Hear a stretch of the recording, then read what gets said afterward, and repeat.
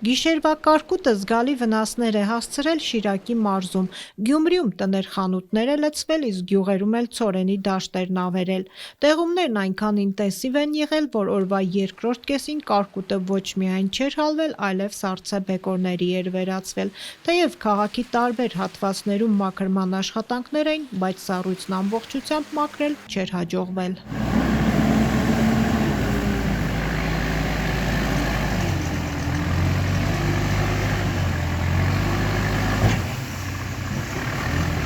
Այսպիսի աննախադեպ տեղումներ շիրակցիները նաև 2020-ի ամռանն էին տեսել։ Ինչպես 6 տարի առաջ, այնպես էլ 3 գիշերը կարկուտը դուռ ու պատուհան էր կոտրել ու լցվել Ավագյանների տուն։ Հազիվ էին հասցրել քնած 3 երեխաներին փրկել։ Այ երեխաները այստեղ են քնած եղել։ Այդ պահին հենց երևի ճնշումը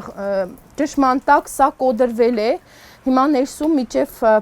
պատի, երևի կարելի ասել առաստաղը սառույց է։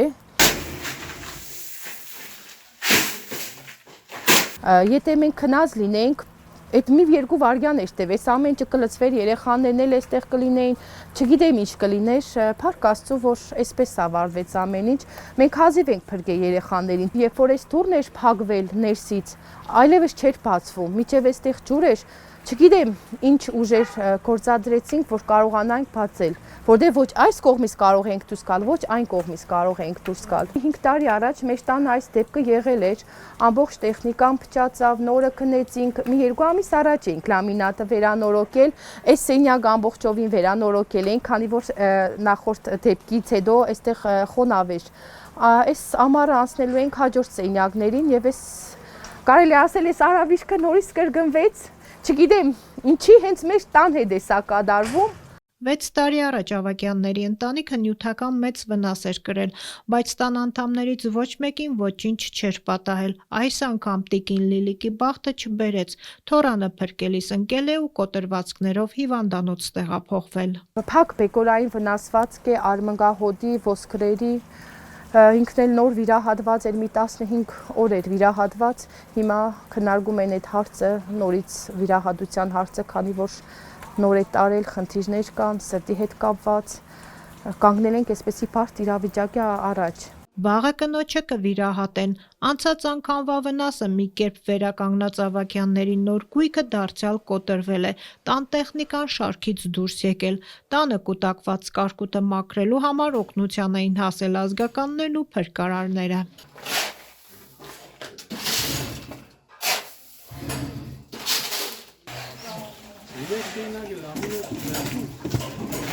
Կարկուտը զգալի վնաս է հասցրել մարզի ցանկատարածություններին։ Յուղացիներն այսօր առավոտյան դաշտ էին շտապել ու բերքն ավերված գտել։ Տեսնենք թեքվել է, չէ՞։ Էլ բերք չի տասի։ Հասկի մեջ արդեն կարկուտը զարգի լրիվ ոչ ճացր է, սոնք էլ բերք չեն տա։ Այս վերևի հատվածը կիսե տարել է։ Սկամ վնասից հետո եթե պետությունը կայնում մեր կողքը մենք երբեք էլ չենք շիտկի։ Ինչքան նախնական, ինչքան գումար եք ներդրել այստեղ։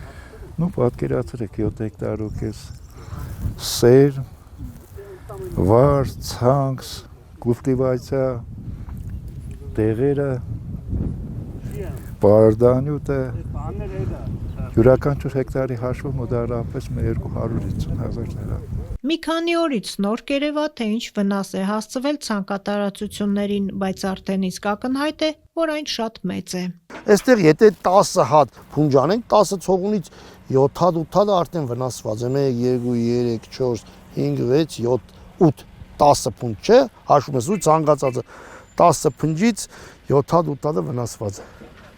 Այսինքն մոտավոր արդեն կարելի է նաև վնասի չափ էսպես։ Դե ես ասեցի, մի 4 օր հետո երբ որ կարողանանք հստակ դաշտում քայլել, ավելի հստակ կարող ենք դրա մասին տեղեկատվություն տալ։ Բայց որ ուժեղ էր կարգեդի ուժը, այդ փաստ է։ Շիրակի մարզպետի փոխանցմամբ մարզային հանձնաժողովներով կգնահատեն կարկուտի հասցրած վնասը եւ շուտով կունենան ամբողջական պատկեր։ Փոխհատուցման մասին դեռ ոչ մի խոսք։